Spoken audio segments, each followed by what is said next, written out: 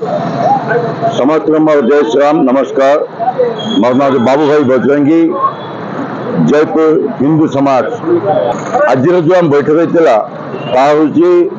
आगामी दिन में जो श्रीराम नवमी आसी श्रीराम जो जन्म उत्सव पालन करा कमिटी आज बसलु। आज आम एभली भाव उपस्थित करागला।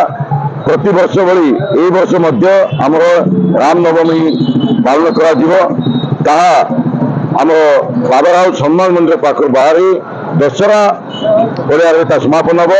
जयपुर मुख्य रास्ता देखिए जीव एवं एथर एमती जयपुर दुई पार्श्व काटाउट लगे रामंकर हनुमान एवं लाइट जला सेमती शांति श्रृंखला आम कार्यक्रम हम भव्य भाव प्राय 80,000 लक्ष आम आशा करमती कौन बाधा विघ्न न हुए जमी सुरुखुरे आम रामनवमी पालन सुरुखुरे चली आम समस्त आज विचार करूँ। आज वर्ष माने राजनीति चाप थिला, राजनीतिक से इलेक्शन थिला, भोट इलेक्शन थिला आगु को तेणुक से आगु किसी हो पारे बोली से गोटे कटका करते कहीं आमर शत्रु के बाहर शत्रु के आम शत्रु आम हिंदू ही पुलिस वाला ने डर जाते काले किसी हम बोली से पटू कटका करते किंतु सुरुखुरे कार्यक्रम होगा।